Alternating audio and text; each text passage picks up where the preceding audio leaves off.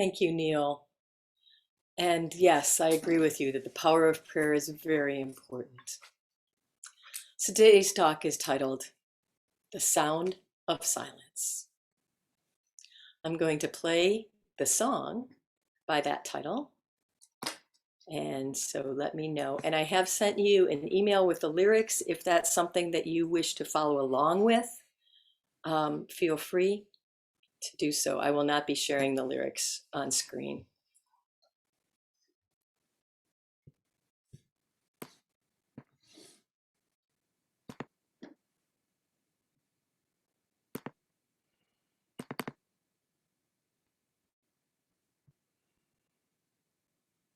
Oh, let's get to it. Minimize you guys and maximize these guys.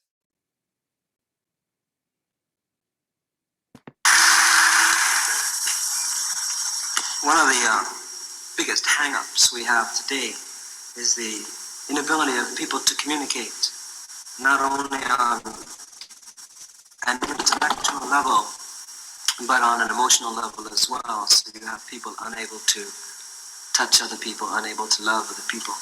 And this is a song about the inability to communicate, so all the sounds of silence. Hello, darkness, my old friend.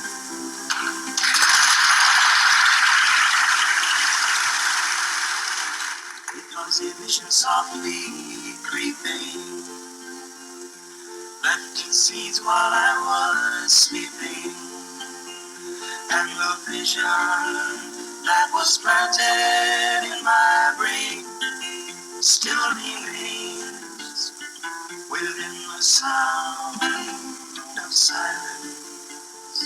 In restless dreams I walked alone, narrow streets of cobblestone, neath the halo of a street lamp. I turned my collar to the cold and damp, when my eyes were stabbed by the flash of a neon light that split the night and touched the sound of silence. And in the naked light I saw 10,000 people, maybe more. People talking without speaking, people hearing without listening, people writing songs that voices never share. No one dare disturb the sound of silence. Words that I do not know, silence like a cancer grows. Hear my words that I might teach you, take my arms that I might reach you, but my words like silent raindrops fell and echoed in the wells of silence. And the people bowed and prayed to the neon nothing gate, and the sign flashed its warning in the word that it was for me. And the sign said the words of the prophets are written on the subway walls and tenement halls. The sound of silence.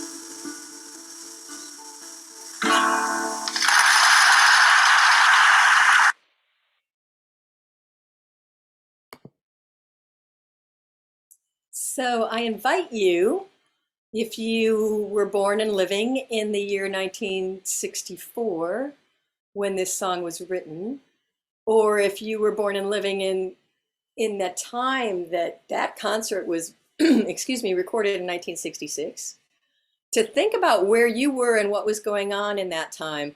And Zach, I know you weren't alive at that time, but maybe you know some of your history. So just for a minute, stop and think about what was going on in the early and mid 60s. And I won't ask for responses at this time, but just put yourself there in the creation of this song.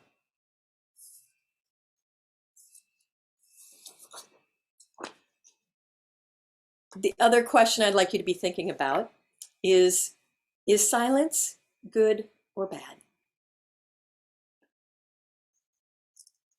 In 1963, Paul Simon wrote The Sounds of Silence, and he was 21 years old. He and Art Garfunkel had been friends since they were 10. On and off, they had duos, mostly off, but they were friends for a long time. And Paul Simon says Art Garfunkel has been his longest friend for life. Simon explains that the song was written in his bathroom, where he turned off the lights to better concentrate.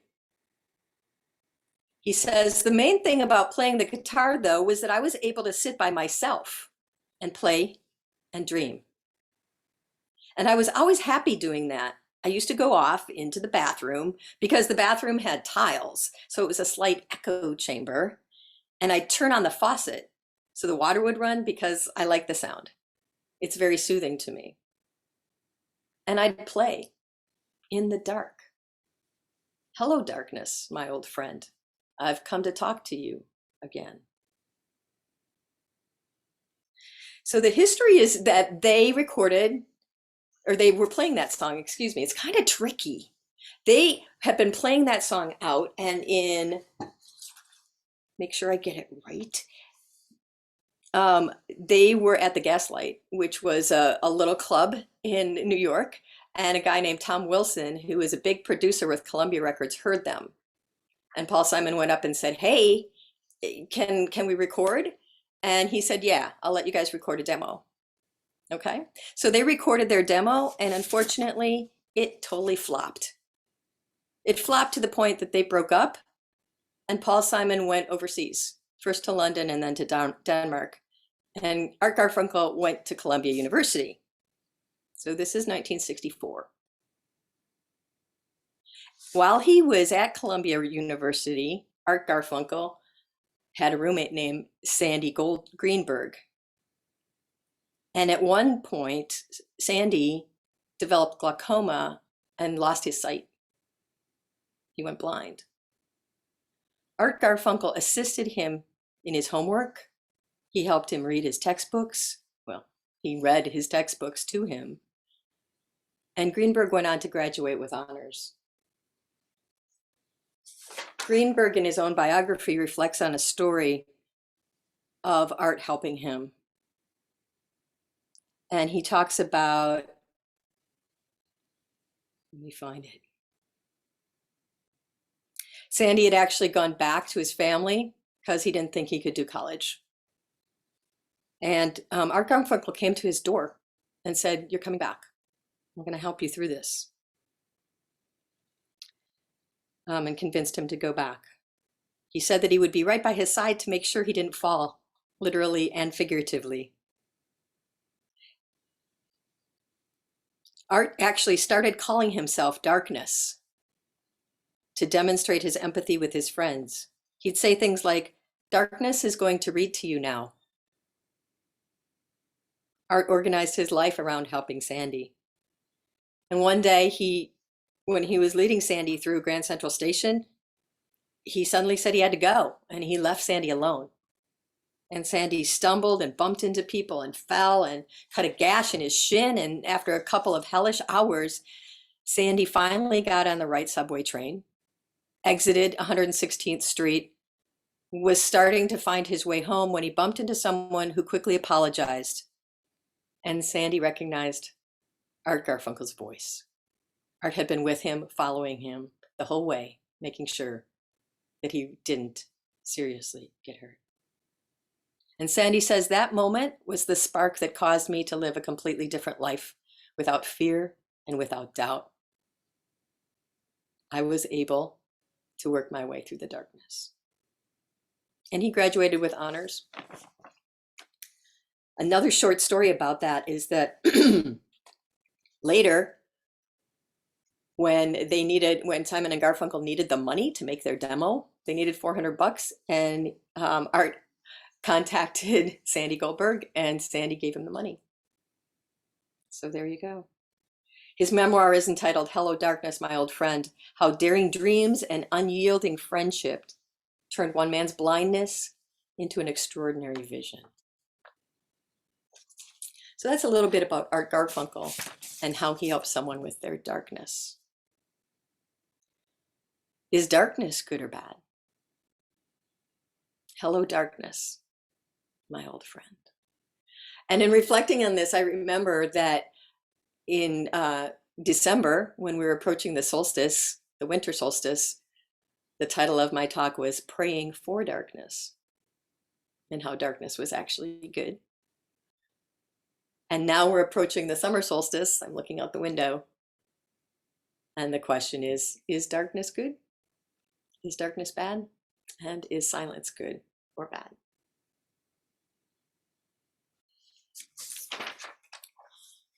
I'm going to take a look at the lyrics themselves a little bit. And I had sent you an email if you want to look at that. And if you don't, Neil, perhaps you could screen share while I'm talking in case people want to see the lyrics. I would appreciate that.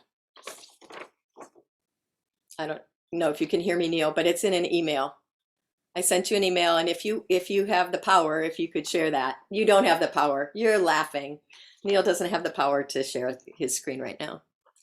So there's a lot of different things, and I can't wait to hear your ideas about the lyrics of this song and whether Simon and Garfunkel, actually Paul Simon wrote it, and Art Garfunkel was the lead singer, whether they think silence is good or bad. And after my own reflections, I kind of started to see it as almost biblical. So for me, one of the stories in the Old Testament, the Jewish scriptures, the Hebrew scriptures, is about Elijah in the cave, and he's waiting for God. And God comes, and a storm comes, lots of noise and thunder and lightning and things. And he sits there because it's not God. It's noisy. Then the wind comes, and he sits there because it's not God. And then there is silence. And Elijah goes out to meet God in the silence.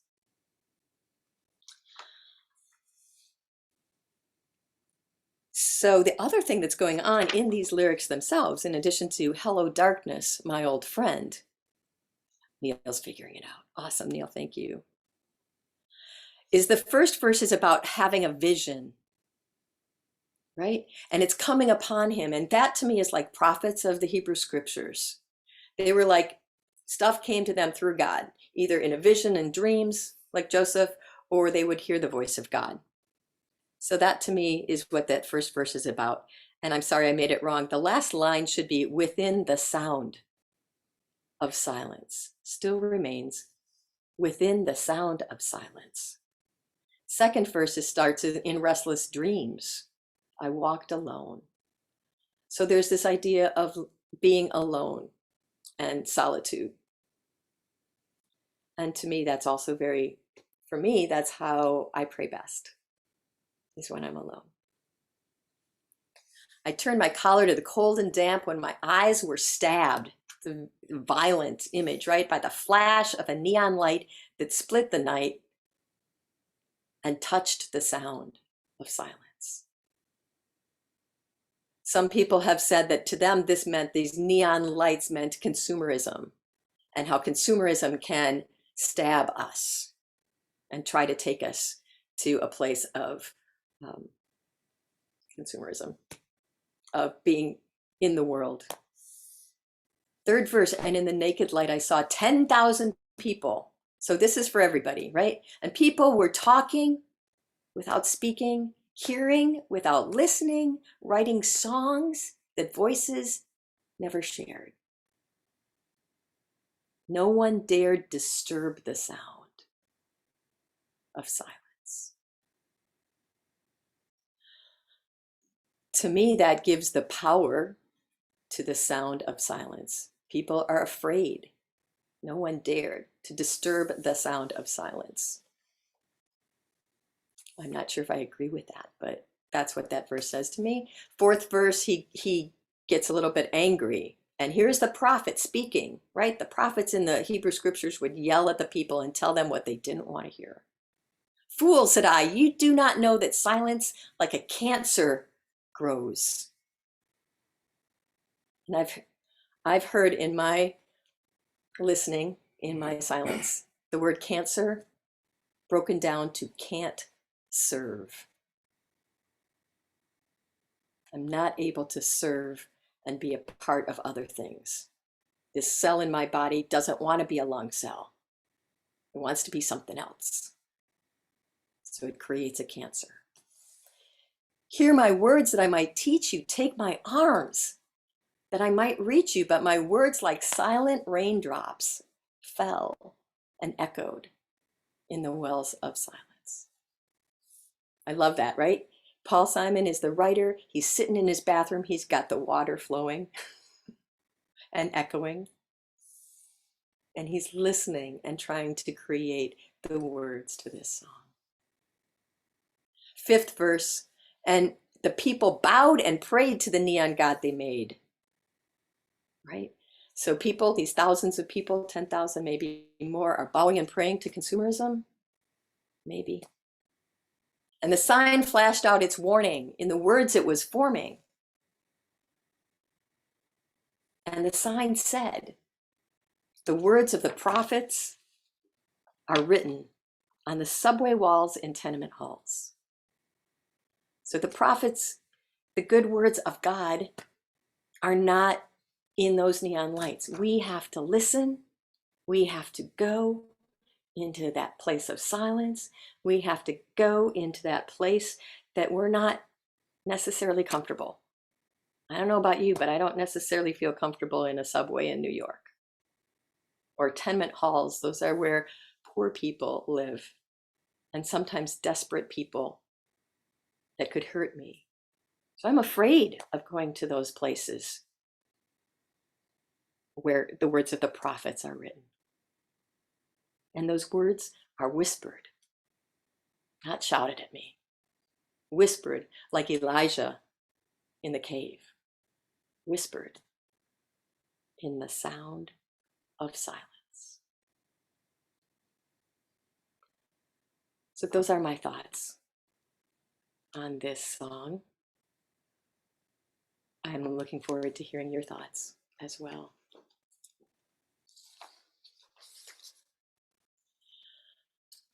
Is silence good or bad? When I was talking with Jeff this morning, he was sharing the idea that, where are those notes? Those were good ones. As far as what do you do when you're in silence, that those 5 physical senses, you shut them down. Sometimes we close our eyes. There's not really silence, like you have to put on earplugs to really get silence. We're shutting down those 5 physical senses. We're shutting down our egos. We're listening. Sometimes our silence comes from a place of fear as far as speaking out. I think it was Martin Niemöller who had, I'm sorry, I don't have the exact quote, about during the Holocaust, that first they came for the Jews and I was silent. Then they came for the Christians and I was silent. Then they came for the handicapped and the gays and I was silent. Then they came for me and there was no one to speak up. So sometimes when we don't speak out of fear, I think that silence is not so good. Peter was silent. He didn't say that he was a follower of Jesus. He was afraid. He had a lot of fear, but he had a lot of courage too. He was the one who stepped out of the boat.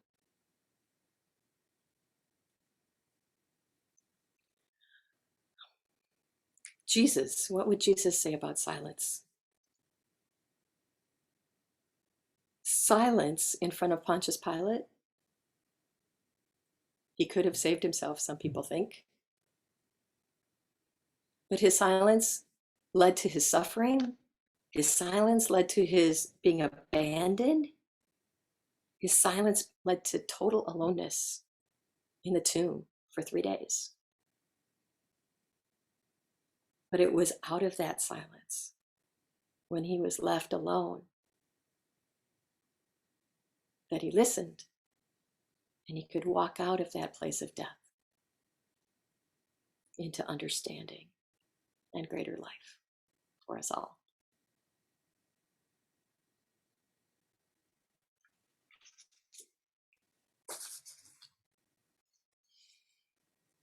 We are going into a time of silence. And of course, it's really hard to find total and complete silence. But think in this silence, if you wish, is darkness good or bad? Is silence good or bad? My conclusion of silence is that it's a positive thing, a teacher, a power, a place where all is one, a place of growth, a place to see, a place of movement, a place which enables us to touch souls.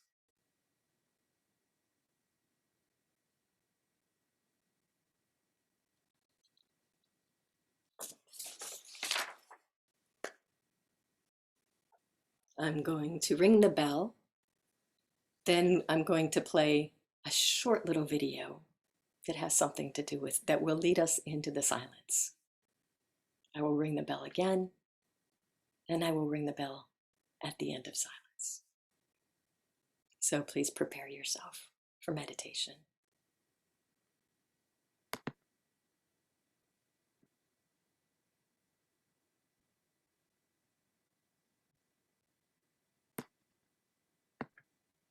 Mm.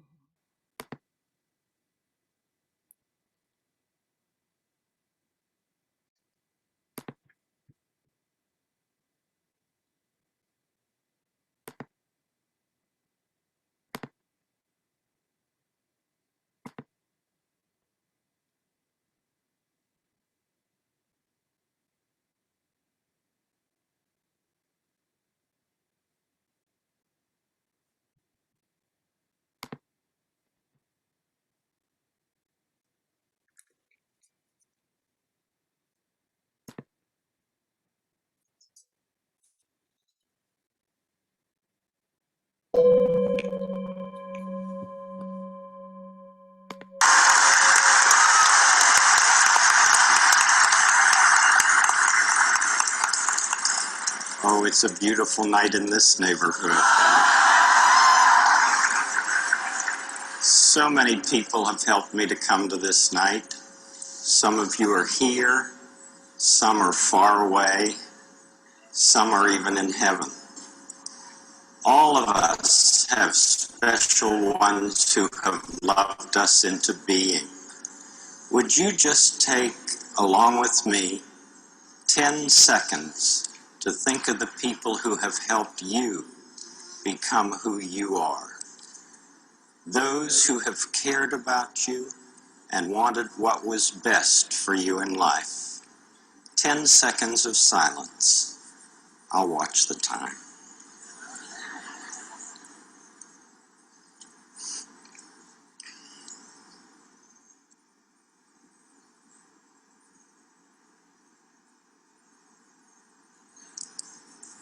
Whomever you've been thinking about, how pleased they must be to know the difference you feel they've made.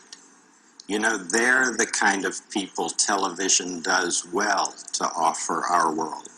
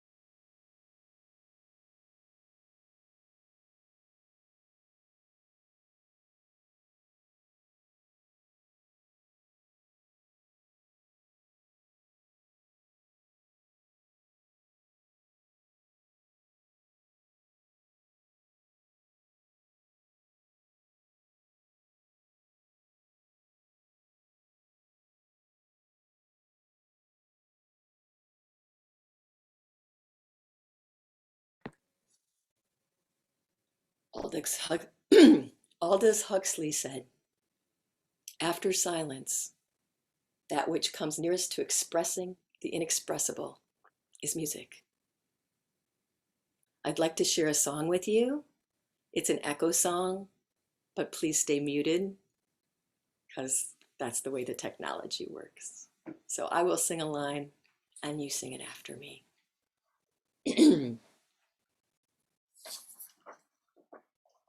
When I listen to you, When I listen to you, when I hear your voice, when I hear your voice, I hear the voice of God. I hear the voice of God.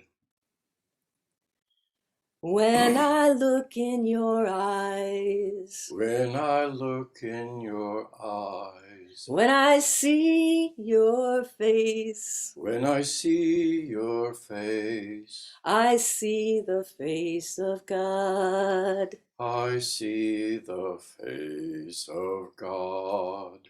When I open to you, When I open to you, when I touch your heart, when I touch your heart, we touch the heart of God. we touch the heart of God. We see the face of God. We see the face of God.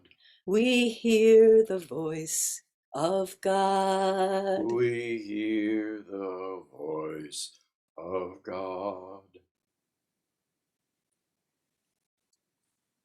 The most basic and powerful way to connect to another person is to listen.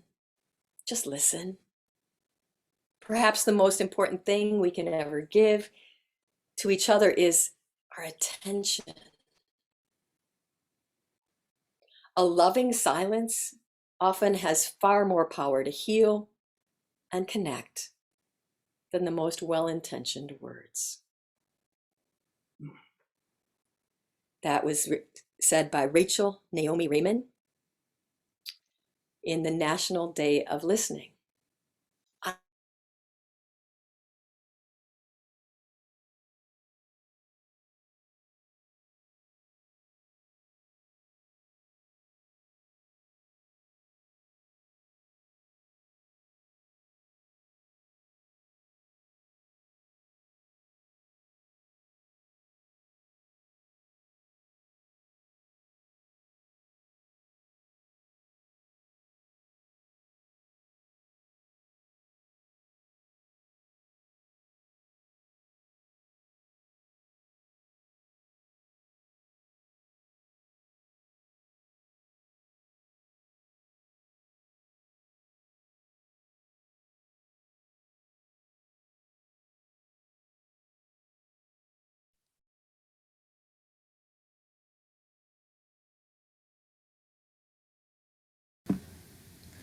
Well, she wasn't kidding when she did the sound of silence. It was really a great demonstration. I'm so sorry.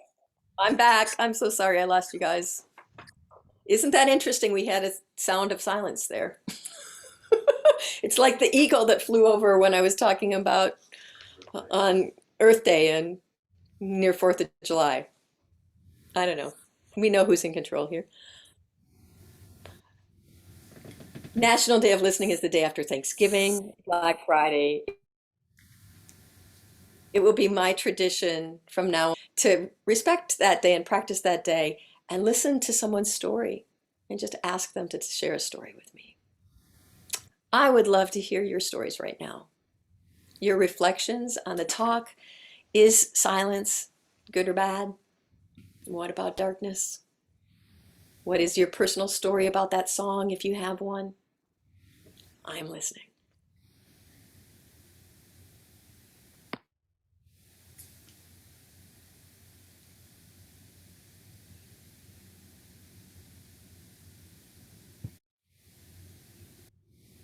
I'll start. I read that story and I was so touched by it. I think I shared it with Robert when I read it. And what came to me as you were talking about the silence and friends, because I had a tragic story when I was very young. I was a new minister's wife, and the person who was most instrumental in the church, the leader, the friend, the confidant of the church, her son was killed tragically in her yard by a motorcycle that her husband had bought the little boy, who was then 12 years old. And it was one of the most tragic things that I had experienced. And I went to her house the next day or sometime later. It's been many, many years now. That was probably 1980. I went to her house and she was in her bedroom. And she coaxed me to come over there. And I lied down with her. I laid down with her. Neither one of us spoke a word.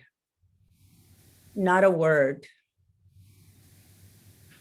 For hour after hour after hour. We were there was so much love in that moment of giving and caring and understanding from that listening moment. And it was such a long time that we were there that the husband kept coming in and looking in, which was kind of weird. He was weird anyway. But anyway, that touched our lives forever. We, years and years can go by, and we know that we care for one another because of those moments of silence.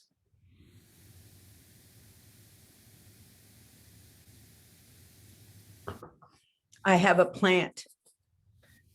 She said, take whatever plant you want. People, when a child dies, they give you plants. So she had all these plants, and I took a plant. That was 1980. I still have the mother plant or a daughter of the original plant, and I give the plant away because it's a begonia, has little pink flowers that kind of tear down when it blooms. And I've given it to dozens of people over the time. And I've taken care of it as a precious gift of silence and of friendship and of grief and of the living word. That's my silence story. Thank you for helping me remember that. You are great. I'd like to add to that. I had never heard that story before, and I have nothing to match it, except when I was on a Boy Scout camp when I was age 17. And I was kind of the junior supervisor, the father of one of the Cubs or Scouts, and the leader, who was a fabulous woodsman and outdoorsman, and he was our camping man and helped us all learn how to be citizens of the forest. And we had a diving incident where a 16-year-old star athlete from the local high school took a dive into this dammed up area in the stream that created a lake where they floated the logs down during the logging season. And when the spring, bottom line is he broke his neck and died. And while the two leaders were at the hospital where he was declared dead on arrival, I was back in the camp as the junior leader. And I admonished everybody to go to their tent and pray for Richard so that he might survive. And I made a commitment that I was going to try to make my life mean something to God. And I've never really succeeded, but I'm trying. And I'm fortunate that I'm married to a beautiful spiritual guide. And I thank you all for listening.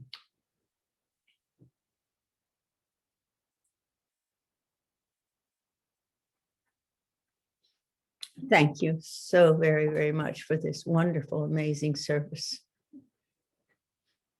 Mary.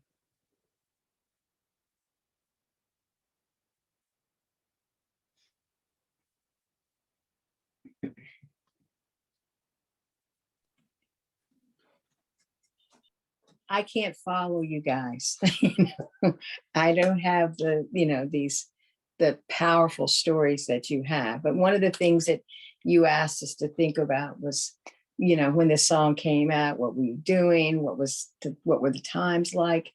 And I think it was a very turbulent time.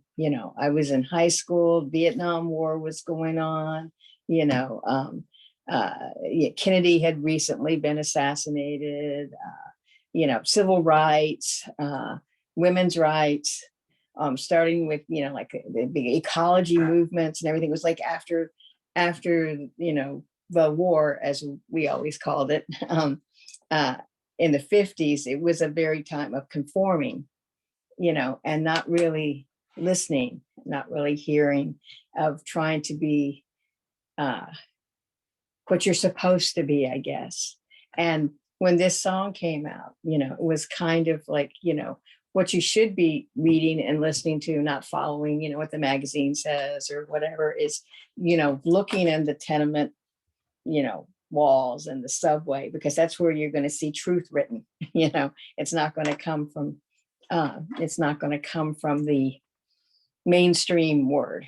They're telling you to fight and die. They're telling you to ignore your neighbor. They're, and so forth. So I saw it as a pretty powerful song. It's one of the very first records I ever bought because they came out in the, like it was 35 cents for a little 45, and you'd save up your pennies and go, and I know I went down and bought 3 records. I can remember 2 of them, Mr. Tambourine Man. I don't know, Turn, Mr. Tambourine Man, and this one, and those are like the first 3 songs that I took my own money, in high school and went down and bought. But yeah, so, it's got, when I hear it, I feel younger and I think about those times. You asked us to think about, is silence good or bad? Is darkness good or bad?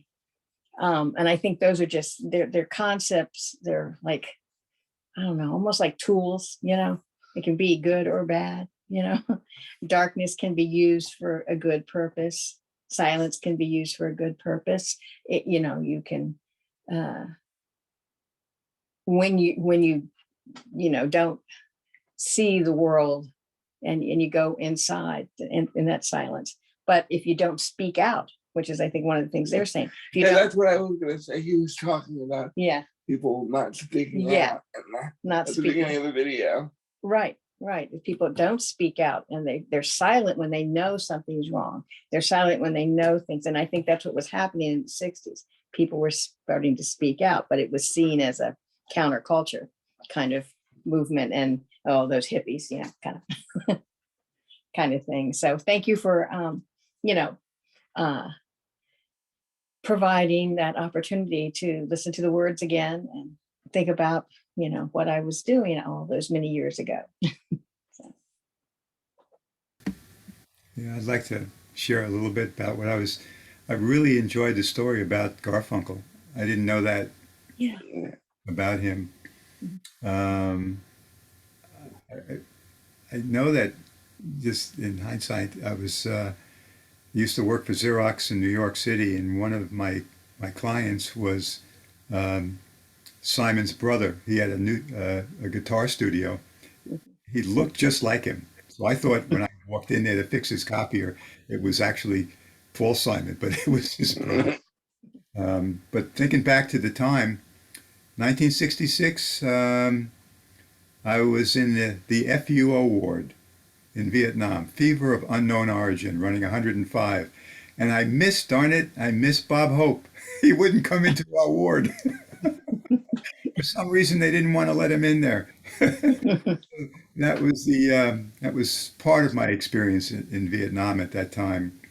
Um, and I did actually have an experience of one time in my life that I can say I actually was in the silence. And it was in Monument Valley, Utah. The three peaks kind of like formed a triangle. And I walked out into the desert and there was no wind. This is in January 3rd, 94 maybe. I can't remember. But there was no wind, there were no birds overhead, no planes, no breeze, no sound. I mean, literally no sound until I scratched my face and I heard that. And then I just got really still and quiet. I shared this with everybody before too. And then I heard a voice. So it's not a punchline. I'm not going to tell you what the voice said, but it was not me. So it was incredible. And I know in meditation, a lot of us think that that's a goal. We'd like to get into the silence and get away from all the chatter. So meditation is one of the ways that I get into science. And I spoke to that scenario, that episode in Monument Valley with a friend. It was a client of mine when I was working at Lifetime Fitness. And I think he was a rabbi, but he said, you experience the sound of silence. And he said, in Hebrew, there's a word for that. He said it sounded like kol dimamah, which means the sound of silence. It was it was a unique, I guess, way that he put it, that experience that I had. So that's my share.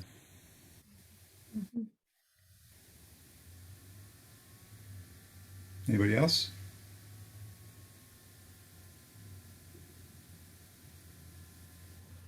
Oh, just a reaction to that. My father and his brother, they were always into aviation. And one thing they used to love to do, and they said that for this very reason, that they used to go gliding. They have their whatever it was, their glider pulled up by a plane. He said when that thing separated and you just were out there, so it was like complete silence. They wouldn't talk, there's just nothing. And they said that there was nothing equal to that feeling. And so you made me think of that. You just told me a story I had never heard. About them gliding. Yeah. Yeah. Mm-hmm.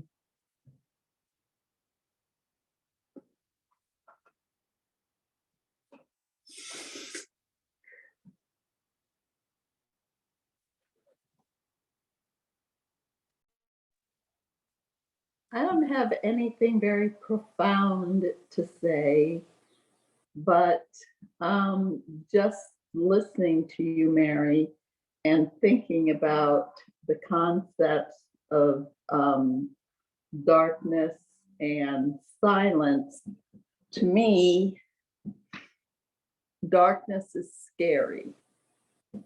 And it always has been. And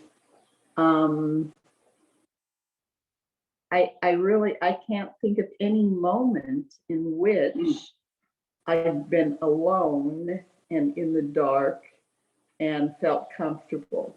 I just don't. But yet silence is what I need. I can't live without silence because it's what recharges me. And, just to get that energy, because I am a very alone person. I spend a lot of time alone, and I think I do it purposely. I need silence at many points of my life just to be able to keep functioning.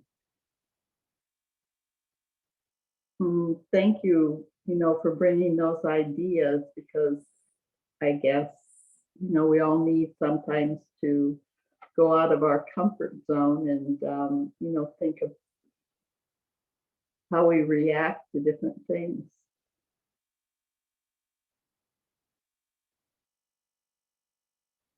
Thank you, Mary.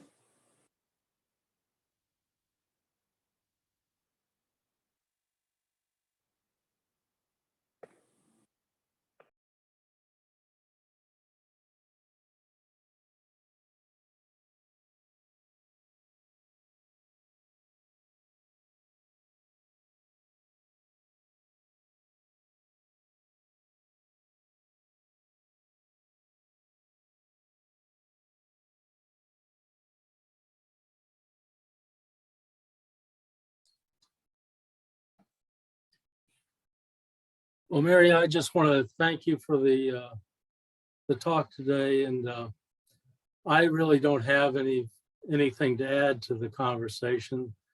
The profound stories and the intelligent comments kind of, well, everybody said more than I know, so just thank you.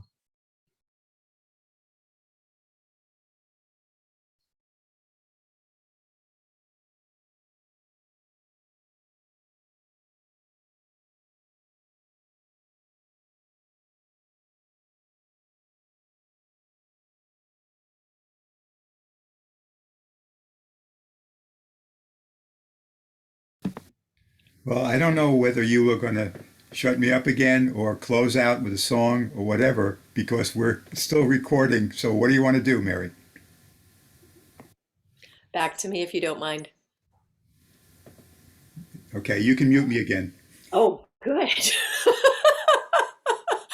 Thanks for permission, Neil. You are so kind and continually make me smile. So thank you so much for your service to this group. Thank you to everyone for your comments and even for your silence if you didn't comment. I just wanted to say, Leon, that gratitude is always something profound and appreciated for me. And Pam, you also said you didn't have anything profound to say, and it was like I was taking notes about that darkness is scary. And you know what? You're not alone. It's like the top 5 things that we as humans are afraid of. So you're not alone with that. And the fact that you know that you need silence and that you claim it is recharging you, that's beautiful. So thank you. That was very profound. And Jody and Zach, I love the fact that you're sharing stories that each other hasn't heard yet, right? That's so cool. That's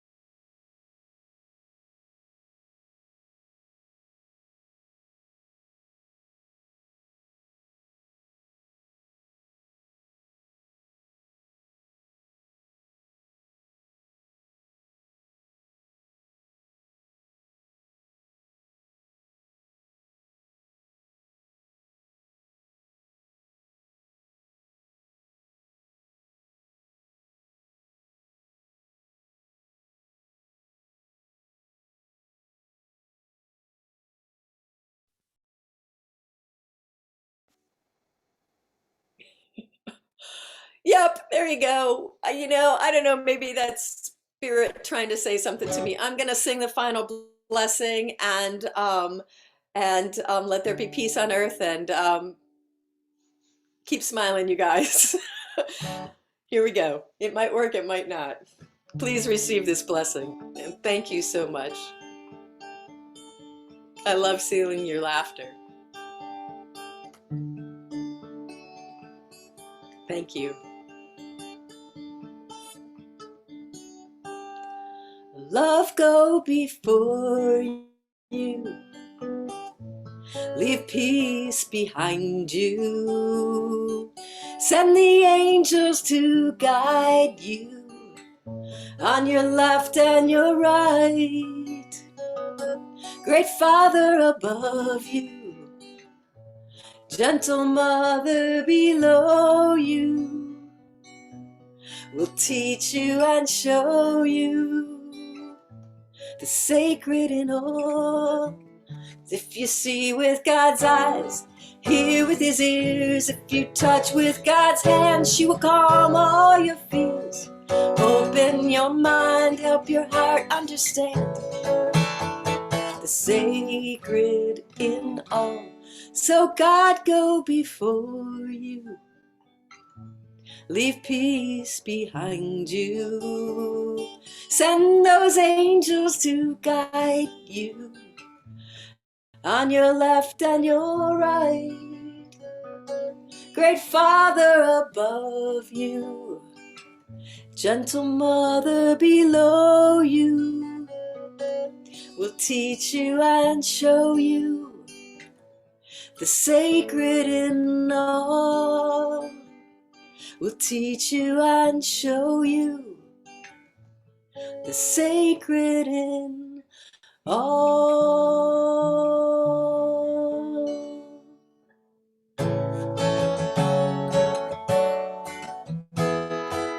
Let there be peace on earth, and let it begin with me. Let there be peace on earth, the peace that was meant to be, with God as creator. Family all are we. Let us walk with each other in perfect harmony. Let peace begin with me. Let this be our moment now. With every step I take, let this be my joyous vow, to take each moment and live each moment with peace eternally.